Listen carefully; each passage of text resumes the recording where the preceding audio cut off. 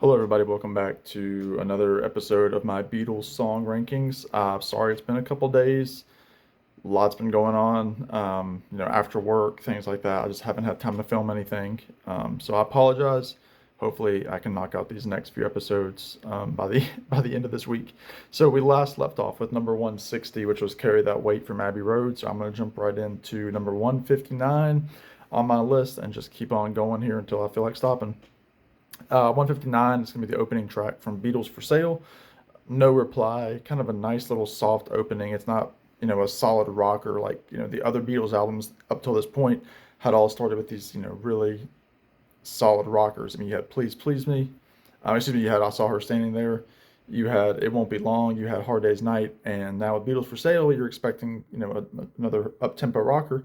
It opens with No Reply, which is a little bit more of a mellow ballad kind of thing, a John vocal. I really like this song, and I've always held Beatles for Sale in a little bit higher regard than a lot of other people. And again, I like the originals on here, and No Reply is no exception. So that is 159. 158 is going to be heading over to Rubber Soul. It's going to be a track called Run for Your Life. Kind of interesting lyrics, you better run for your life while you can, little girl. Hide your head in the sand, little girl. And then they kind of cut ahead, catch you with another man. That's the end, little girl. Don't. It's just a great song about, cheating and what John Lennon would do if you cheated on him. Interesting track. Again, kind of a darker lyrical overtone to it than a lot of other songs. Again, with Rubber Soul, the Beatles were in a transition period, moving into that later phase of their career with the start of Revolver the following year. So that is number 158. 157 is the song Baby It's You from Please Please Me. Again, a great John Lennon vocal. Especially when he gets to the end of the chorus, don't want no, can't help myself, cause baby, it's you. And his voice is just so good. And then it's got that great sha la la la la la la with Paul and George, and then the sha la la la la. It's just, one of those great early songs. And, it was showing how the Beatles were innocent. They were all in their early 20s at this point. Uh, Actually, George was 19, so they were young fellas, and they had the whole world ahead of them. And I love the song "Baby It's You." I love those background vocals on that song. So it is 157, 156. Let's hop back to Beatles for Sale for the song "Every Little Thing." Another great John Lennon vocal with when I'm walking beside her, people tell me I'm lucky. Yes, they know I'm a lucky guy. And then the great high harmony with Paul with the every little thing she does, boom, boom, by Ringo, she does for me. And then they cut ahead, they go, for me, ooh. It's just one of those, great vocal performances by the Beatles. And like I said, I love the tracks on Beatles for Sale, the covers. Mr. Moonlight, I've knocked out earlier on, but it's just a solid album. I love it. So it's number 156. 155, gonna head over to the White Album again for what many consider one of John's prettiest ballads, and I would not argue. It's the song Julia, which he wrote about his mother. Just a beautiful song, very poetic, very dreamlike. He's using some of that finger picking that he learned from Donovan while they were in India. Just that beautiful half of what I say is meaningless. So I say it just to reach you, Julia. And he holds how he holds Julia. Then the whole, ocean child's calling. So I sing a song of love for Julia. It's a beautiful song. And actually, probably a few years ago, it would have been a little bit higher up on my list, especially when I was first learning guitar. But it has dropped a little bit over time. But I still love this song. It's one of my favorite John ballads. 154. We're gonna go to Rubber Soul again for the Ringo cut on that album, What Goes On, which I believe is the only Lennon-McCartney Starkey composition in the catalog. I know Ringo tells that story still when he plays the song live. He sang it when I saw him. It's a great little country thing. It kind of falls in line like a part two to Act Naturally, which was on the album prior that year on Help, and just a great guitar picking by George. It's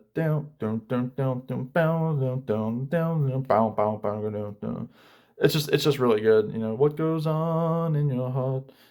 And Ringo just does it really well. You can tell why he would do an album like Buku of Blues later on once he broke solo. So I like the song. I know a lot of people put Ringo songs lower. this one's, kind of in the middle for me.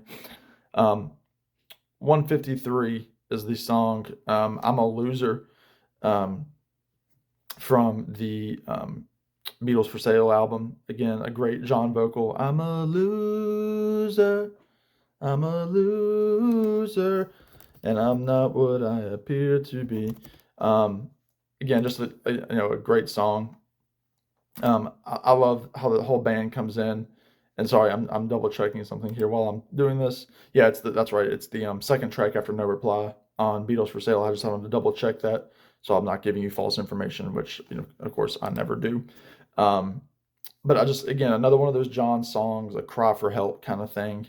Again, that's that John theme that he would carry up until his last days, where he was always reaching out for help from some of the trials that he received as a child. This is one of those most blatant examples of John, saying, "I'm a loser. I'm not what I appear to be." So love it. 152 from the Please Please Me album, Anna. Again, another great vocal by John. Anna, you know, what's the word? But if it sets you free, go to him. And then it's kind of like the weird background vocals that Anna. It's kind of like a fade in. Again, not much to say about it. It's just one of those fun early tracks on Please Please Me. Number 151, the song "You're Gonna Lose That Girl." Again, one of the great John songs. You're gonna lose that girl. Kind of starts up a cappella.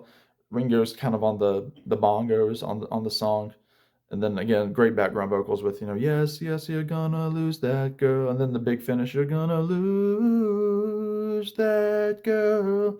Just I love that. It's so well done.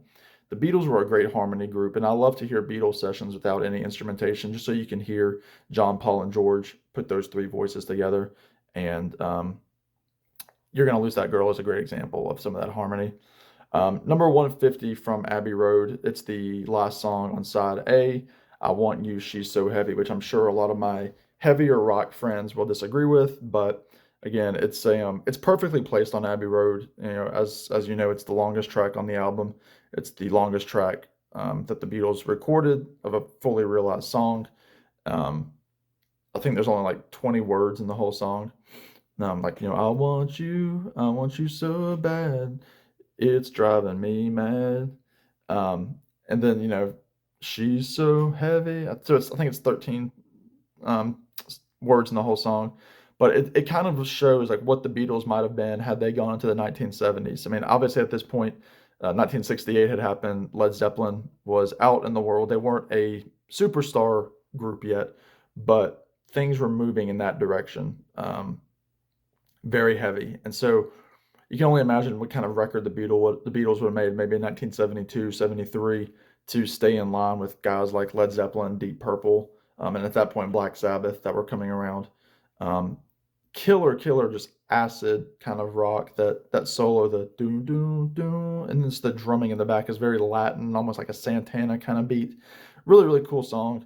And then of course it's got that long, don don don bum bum bum bum bum bum don don. It just becomes more and more menacing, and it's got like that weird like background, like that sound, and then it just cuts off, and then you flip the record over, and obviously you get the bright sunny sounds of "Here Comes the Sun" on side B. So "I Want You, She's So Heavy" is number 150. 149 is also from Abbey Road. It's the last track. I can't believe it is this high, but it is because I've always loved the track. Her Majesty, the hidden track after the fantastic medley.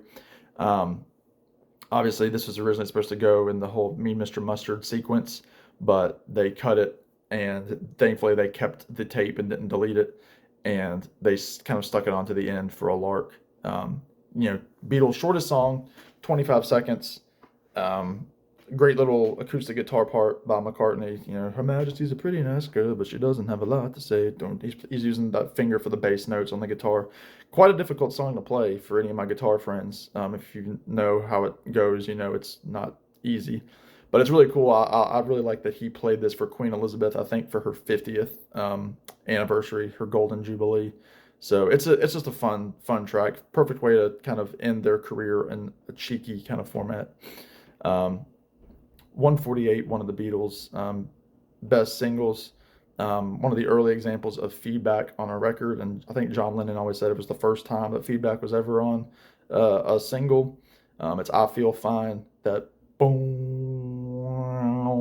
boom, boom, do do do do do do do do do do do do do. It's just a great, and then that great drum, the tune tune tune tune tune tune tune tune. Baby said to me, you know she's happy. Just go listen to the song. You don't need to hear me break it down like that. Again, fantastic. Love it. Number 147, we're going to go with Sun King from Abbey Road. Just that beautiful, um, you know, harmony song. You know, here comes the Sun King.